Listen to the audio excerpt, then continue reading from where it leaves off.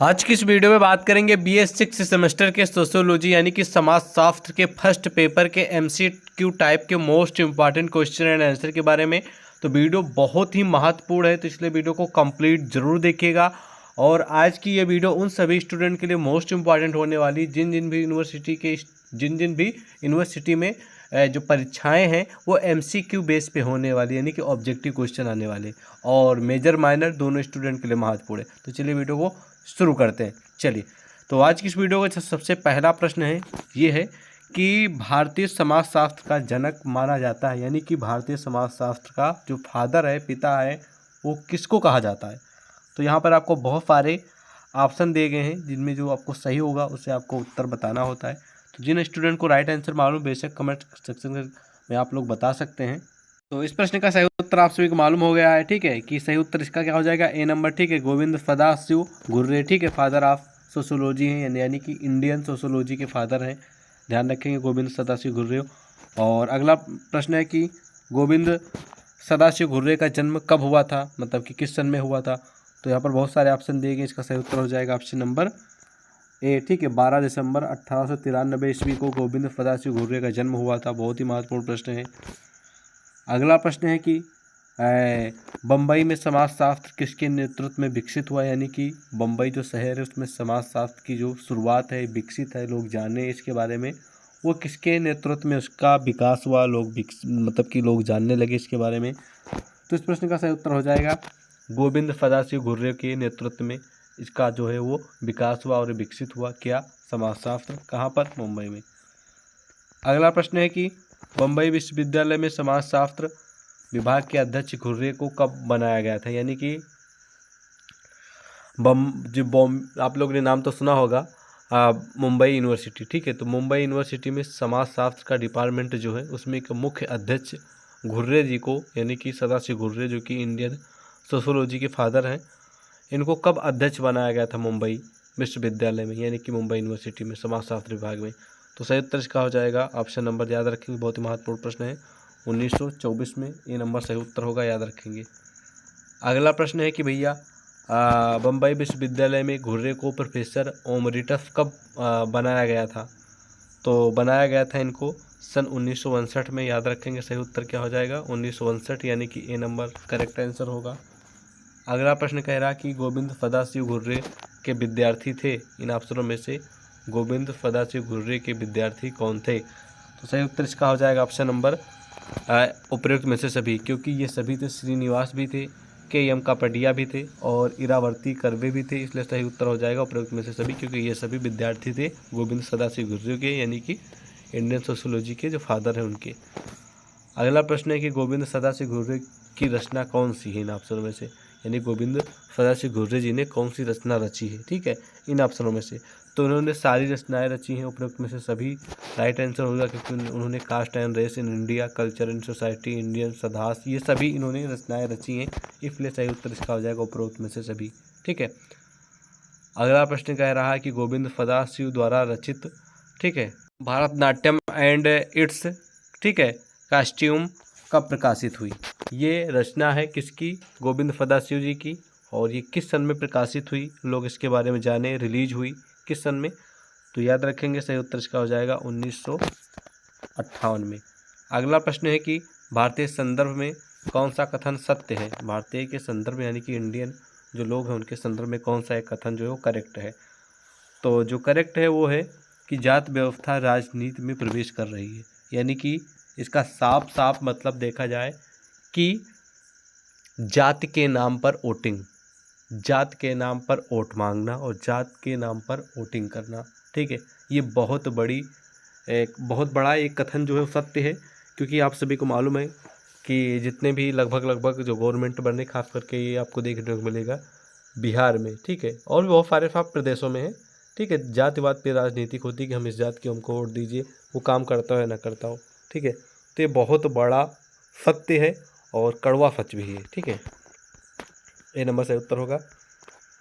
अगला प्रश्न है कि ऐसे सामाजिक व्यवस्था जिसमें एक सामाजिक स्थिति जीवन भर के लिए निश्चित हो जाती है, वो क्या कहलाती है, ठीक है। तो इस कंप्लीट प्रोसेस को हम कहते हैं कमेंट सेक्शन में बताइए अगर आपको मालूम है तो। इसको कहेंगे जाति प्रथा। अगला है प्रश्न कि निम्नलिखित में से कौन सा जाति का कार्य है। तो जाति का जो कार्य होता है व्यवसाय का निर्धारण करना, मतलब कि किसी भी इंसान को उसके बिजनेस, उसका जो बिजनेस है उससे आइडिया लगाया जा सकता है कि वो किस जाति का है। जैसे कि जो मौर्य लोग होते हैं, ठीक है, वो सब्जी उगाते हैं, ठीक है, और जो ठीक है पंडित लोग होते हैं वो कथा बाजते हैं और भागवत करते, बहुत सारी चीज़ें करते हैं, ठीक है, और जो यादव लोग होते हैं उनके आप लोगों को ज़्यादातर गाय का, ठीक है, मतलब कि गाय भैंस पाली जाती है ज़्यादा।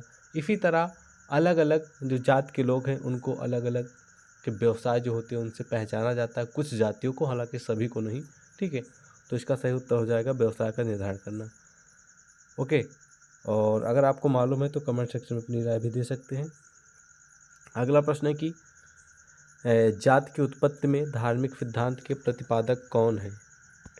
तो धर्म की उत्पत्ति के धार्मिक सिद्धांत के प्रतिपादक का नाम है होकार्ट और फोनार्ट। सही उत्तर मतलब डी नंबर हो जाएगा। अगला प्रश्न कह रहा है कि निम्न में से कौन भारत में जाति व्यवस्था की विशेषता नहीं है। तो जो जाति व्यवस्था की विशेषता नहीं है वो है जात समूह, ठीक है, बहिर्विवाही है, ठीक है, सी नंबर सही उत्तर होगा। अगला प्रश्न है कि जाति की उत्पत्ति के किस सिद्धांत का समर्थन निशफील्ड ने किया है। जाति की जो शुरुआत है, उत्पत्ति है, वो कौन से, ठीक है, सिद्धांत का समर्थन, मतलब सपोर्ट में निशफील्ड जो कि प्रमुख विद्वान है ने किया है। इन्होंने इसके समर्थन में अपना मतलब कि सपोर्ट किया है और समर्थन किया है, और कौन सा सिद्धांत है। तो इस प्रश्न का जो सही उत्तर हो जाएगा वो हो जाएगा ऑप्शन नंबर डी। एक मिनट, डी नहीं, 14 नंबर क्वेश्चन है ना, तो इसका सही उत्तर हो जाएगा ऑप्शन नंबर ए, ठीक है, व्यावसायिक सिद्धांत।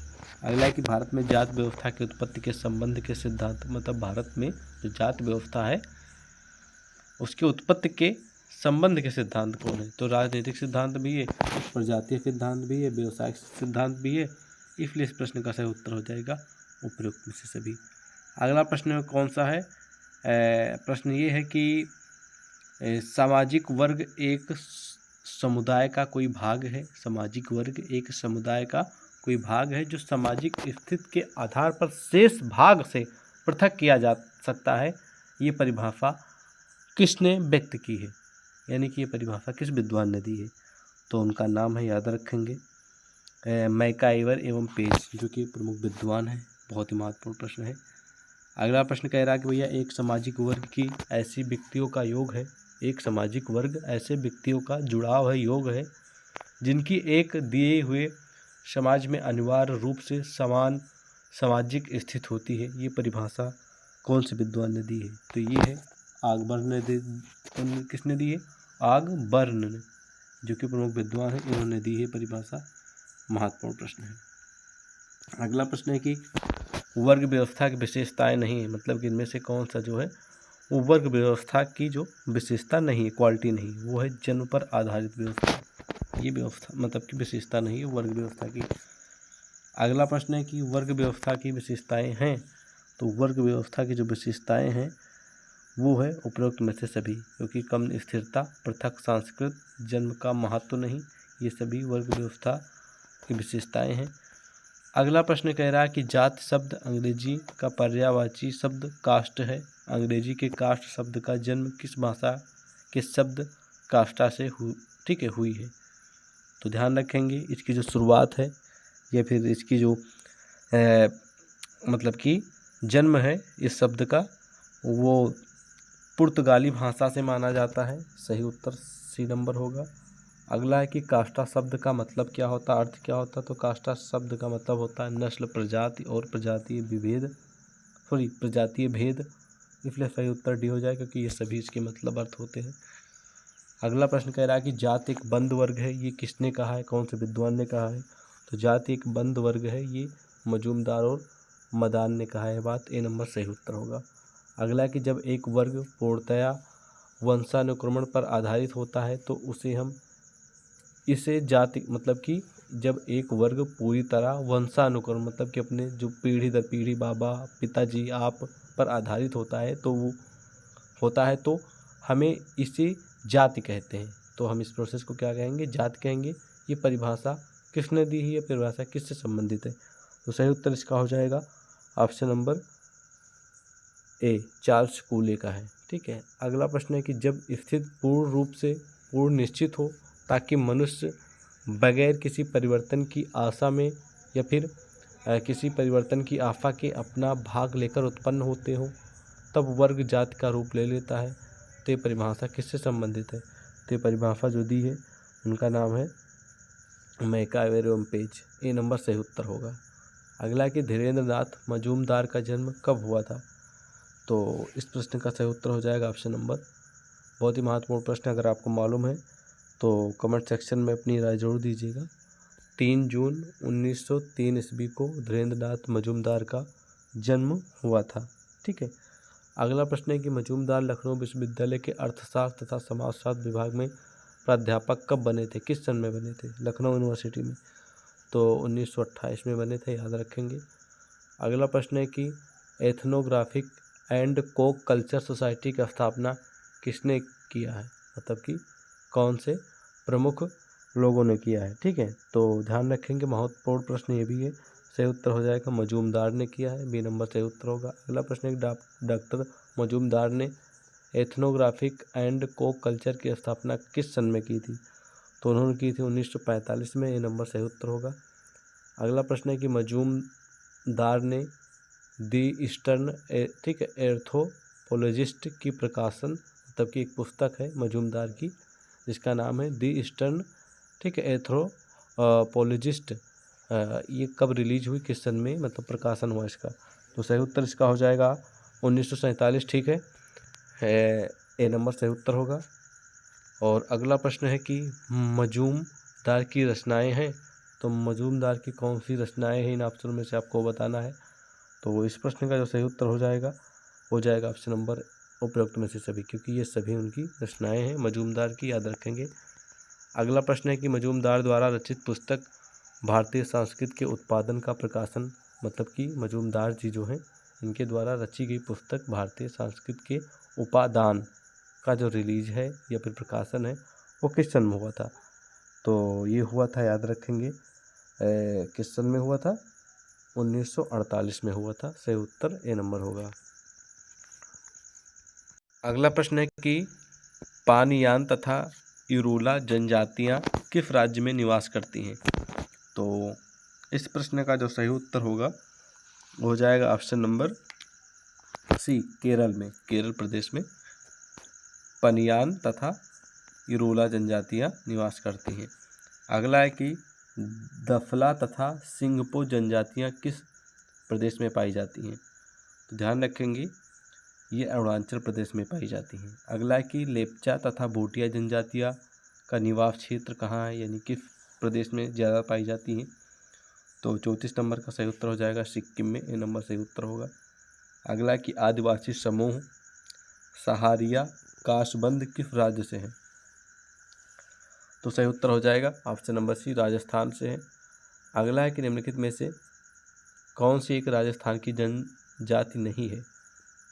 तो वो है, ठीक है, ढोंगरी राजस्थान की जनजाति नहीं है, बाकी सब हैं। अगला प्रश्न है कि मुंडा जनजाति कहाँ निवास करती है या फिर किस देश में, किस प्रदेश में? तो इसका सही उत्तर हो जाएगा ऑप्शन नंबर बी, झारखंड में निवास करती है। अगला है कि भील जनजाति मुख्य रूप से निवास करती हैं किस प्रदेश में? तो करती हैं तीनों के सीमावर्ती क्षेत्रों, मतलब राजस्थान, मध्य प्रदेश, गुजरात में। ये सारे के सारे मोस्ट इंपॉर्टेंट क्वेश्चन, इसी प्रकार क्वेश्चन पूछे जाएंगे आपके एग्जाम में। ठीक है, तो सही सही उत्तर देना है, याद रखना है, ये आएंगे क्वेश्चन। अगला प्रश्न है कि कुकी जनजाति के लोग रहते हैं किस प्रदेश में? तो ये रहते हैं मणिपुर में, ए नंबर सही उत्तर होगा। अगला है कि गारो, खाफी तथा जयंतिया जनजातियाँ किस राज्य में निवास करती हैं? तो इस प्रश्न का सही उत्तर हो जाएगा ऑप्शन नंबर डी, मेघालय में। अगला कि आओ जनजाति संबंधित है किस प्रदेश से?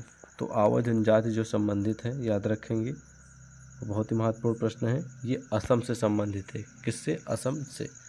अगला कि गोंडा जनजाति सॉरी गौंड जनजाति का निवास क्षेत्र है। गौंड जो जनजाति के लोग होते हैं उनका कौन सा प्रदेश है जहाँ पर ज़्यादा पाए जाते हैं या फिर निवास करते हैं? सही उत्तर इसका हो जाएगा ऑप्शन नंबर आंध्र प्रदेश, सी नंबर। अगला कि भारत का सबसे बड़ा जनजातीय समूह कौन सा है? तो भारत का सबसे बड़ा जनजातीय जो समूह है वो है गौंड, ए नंबर सही उत्तर होगा। अगला निम्नलिखित में से कौन जनजाति मौसमी प्रवास से संबंधित है? ठीक है, तो बहुत ही महत्वपूर्ण प्रश्न है, वो है भोटिया जनजाति। ठीक है, बी नंबर सही उत्तर होगा। अगला प्रश्न कह रहा है कि समुदाय होता है, यानी कि जो समुदाय होता है वो क्या होता है? तो समुदाय एक मूर्त होता है। इन ऑप्शन में से सही उत्तर मूर्त ही होगा।